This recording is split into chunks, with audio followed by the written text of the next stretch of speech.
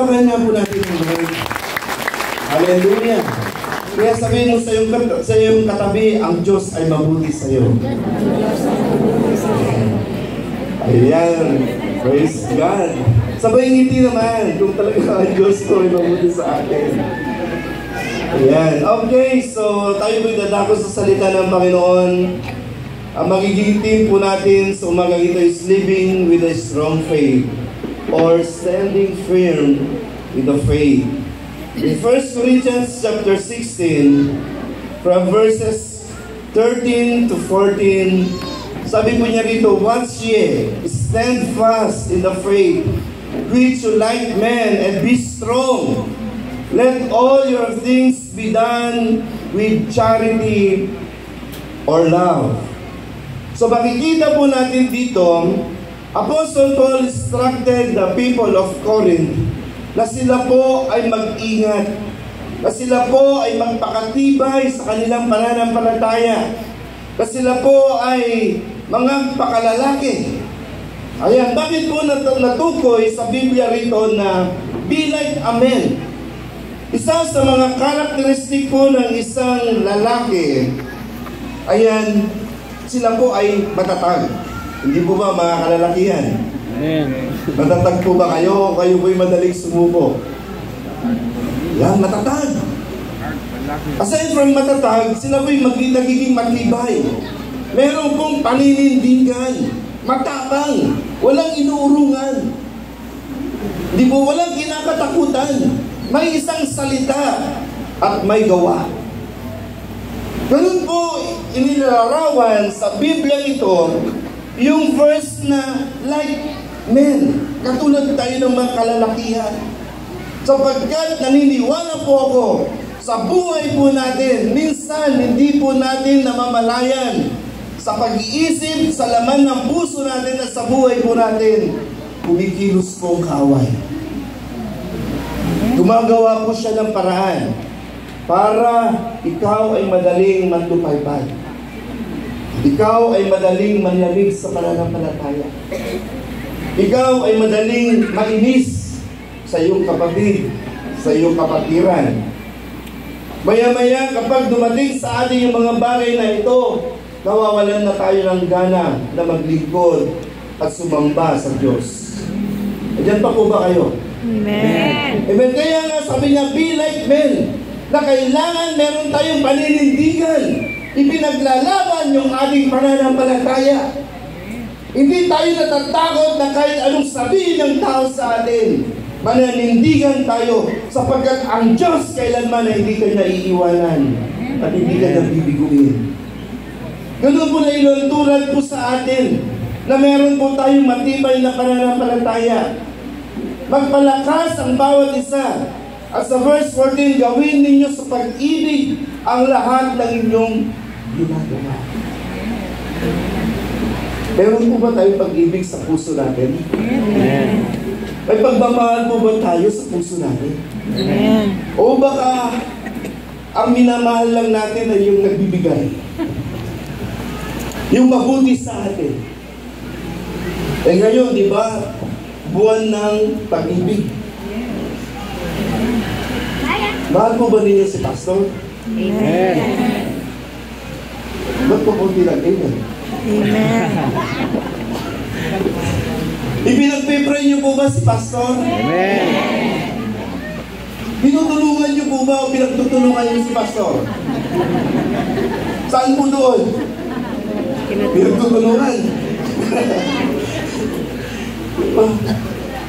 Lahat ng ginagawa po natin, may kalakip na pag-ibig sa puso natin. Lalong-lalo na sa paglilingkod po natin sa ating pong Panginoon. Sapagkat napapaayos ang lahat ng gawain. Napapagaan ang lahat ng gawain. Nagkakaroon ng pagkakaisa. Nagkakaroon ng matibay na pananampalataya. Kung lahat ng mga kapatid dito sa Solana Worship Center ay nagmamahalan. Amen. Amen. Amen. Sapagkat napakahirap magpuri kung meron kang hatred sa puso. Napakahirap sambahin ang Diyos kung meron kang hinanapin sa puso po natin. Napakahirap pong gawin ang kalooban ng Panginoon kung hindi tayo marunong magpatawad. Kahit na po lahat ng Diyos tinawag mo na, kung wala kang pag-ibig sa puso, hindi ka makakatayo na may pananampalataya sa harapan ng Panginoon. Madali kang mabuwal. Madali kang mapagod. May kunting ipinag-uutos si Pastor. Sasamahan natin sana si Pastor sa bundok upang mangaral ng salita ng Panginoon dahil wala kang pag-ibig at hindi matibay ang pananampalataya mo. Ang dami mong dahilan, ang dami nating excuses. Ang dami nating rason. Pero kapag si Mayor nag-invite, ang daming paraan.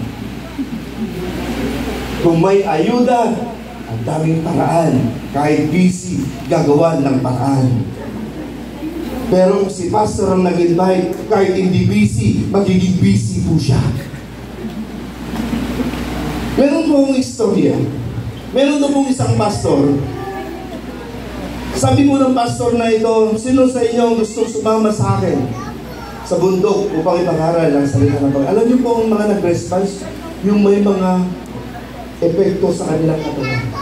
Isa doon yung bulag. Sabi niya, pastor ako. Sabi ng pastor, ikaw pupunta sa sama. Bulag ka. Kahit na pastor, hindi ako makakita. Basta ang importante, meron akong bunganga. Bigkasin ang kabutihan ng Panginoon. May dahilan. Isa naman, sabi niya, mama, ito. Paano tayo magkakaintindihan? O si Jesus naman sa akin. Di ba? Tapos meron naman din kung gusto sumama buntis. Ako, pastor, gusto kong sumama. Sabi ni pastor, kasama ka, baka mamaya manganganak ka dun. Hindi, pastor, okay lang. Basta ang mahalaga, may bahagi ko ang salita ng Panginoon at may pananampalataya ko na makakaya ko lahat. Amen, praise God.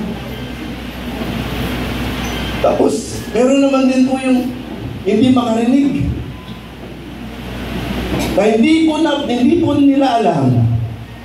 Nasabi po ng pastor, okay, sama-sama tayo lahat sa bundok at ipangaral ang salita ng Panginoon. Amen! Ang dami ng response. At alam niyo po, pag alis ni pastor sa pulpito, pilay din po pala. Ganyan si pastor. Paglakad si pastor, yung lahat may kapansanan. Pero dahil sa pag-ibig at may matibay na pananampalataya, walang nakapag-ibig sa kanila. Amen. Amen? Walang nakapag-pigil sa kanila. Dahil hindi tao pinaglilingkuran nila, kundi yung kataas-taasang Diyos na lumikha ng langit at lupa.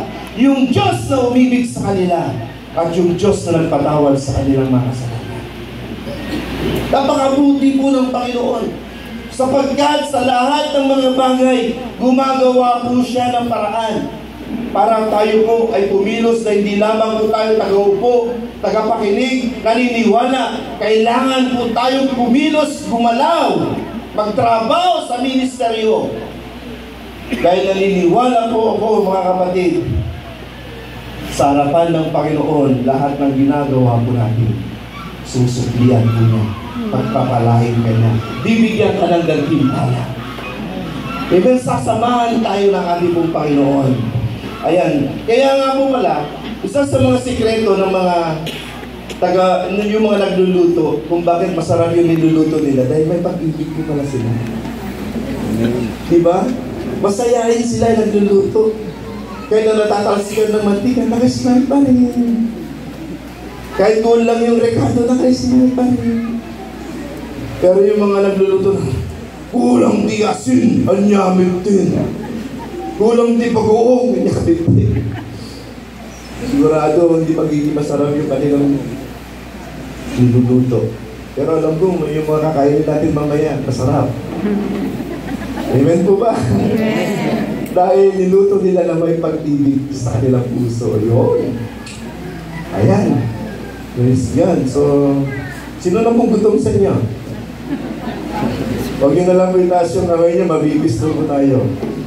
Ayan. Okay, 4 keys or practical ways to live a strong faith in the Lord. Number 1, we need to have a positive mind.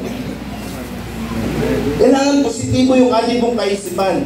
Because the Bible says, in Philippians chapter 4 verse 8, it encourages us to think positive by focusing on things that are true, noble, just, pure, lovely, and admirable. Ito yung kailangan nasa isipan po natin. Always have a positive mind. Amen? Upang sa ganun magkaroon tayo ng matibay at nakatayo tayo sa ating pananampalataya, we always have a positive mind. Positibo lagi yung isipan po natin. Kahit anong mangyari, hindi ka tatalikod sa iyong pananampalataya, walang kapaguran. Sapagkat positibo nga eh. Diba? Kaya nga po, kapag tayo po'y narito at hindi po positibo yung ating pong kaisipan, sigurado maboboring ka. Hindi mo may enjoy yung presence ni Lord. May inis ka, sabihin, tagal naman ni Pastor, naman tapos gutom na ako. Iniisip mo kung ano yung mga nangyayari sa iyo pong mga tahanan na iniwan po natin. Malipatan tayo kumakakabsat nga ngayon. Tagijay, mangmangten, ibisaan nga nasaya at kadagitipan panunod tayo. At gusto ng Panginoon sa bawat pagpunta po natin sa church, we always focusing our mind to the things that is pure, noble, just, pure, and admirable unto the Lord. Amen. We need always to focus our mind to the Word of God.